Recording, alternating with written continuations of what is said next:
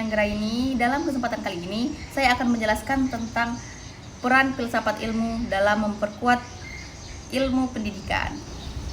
Filsafat ilmu dan pendidikan memiliki hubungan yang sangat erat. Filsafat ilmu membantu pendidikan agar memiliki dasar berpikir yang logis, ilmiah, dan bernilai. Sebaliknya, pendidikan juga memiliki sarana untuk mengembangkan dan menerapkan ilmu pengetahuan dalam kehidupan manusia. 1. Peran filsafat ilmu dalam memperkuat ilmu pendidikan. Filsafat ilmu membantu pendidikan melalui 3 aspek utama, yaitu ontologi, epistemologi, dan aksiologi. Ontologi membahas hakikat atau objek kajian pendidikan. Melalui ontologi, pendidikan dipahami bukan hanya sebagai proses transfer ilmu, tetapi juga proses pembentukan karakter, moral, dan kepribadian manusia. Epistemologi membahas gimana pengetahuan diperoleh.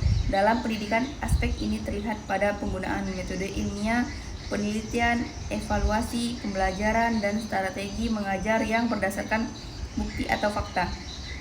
Aksiologi membahas nilai dan manfaat ilmu. Pendidikan tidak hanya mengajar kecerdasan, tetapi juga nilai etika, tanggung jawab, dan kemanusiaan agar ilmu digunakan secara bijak.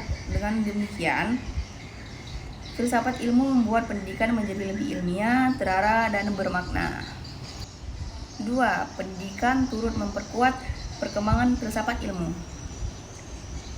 Pendidikan juga memiliki peran penting dalam perkembangan filsafat ilmu. Melalui pendidikan, manusia belajar berpikir kritis, berdiskusi, dan mengembangkan pengetahuan baru. Lingkungan pendidikan seperti sekolah dan universitas menjadi tempat lahirnya penelitian, inovasi, dan pemikiran ilmiah. Tanpa pendidikan, filsafat ilmu akan sulit berkembang karena tidak ada proses penyebaran dan pengujian pengetahuan. Artinya, hubungan antara filsafat ilmu dan pendidikan bersifat timbal balik dan saling memperkuat. 3. Filsafat ilmu sebagai pisau analisis. Filsafat ilmu disebut sebagai pisau analisis karena membantu memahami dan memecahkan masalah pendidikan secara mendalam. Contohnya, secara ontologis kita dapat bertanya, apa hakikat tujuan pendidikan? Secara epistemologis, metode pembelajaran apa yang paling efektif? Secara aksiologis, apakah pendidikan sudah memberikan manfaat dan nilai moral bagi peserta didik? Dengan analisis tersebut, masalah pendidikan tidak dilihat secara dangkal, tetapi secara kritis dan menyeluruh. 4. Contoh penerapan filsafat ilmu dalam pendidikan. Contoh penerapan filsafat ilmu dilihat dalam kebijakan pendidikan. Pemerintah menyusun kurikulum berdasarkan kebutuhan masyarakat dan perkembangan ilmu pengetahuan. Proses pembelajaran, guru menggunakan metode diskusi, observasi, dan penelitian agar siswa aktif berpikir kritis. Pendidikan karakter.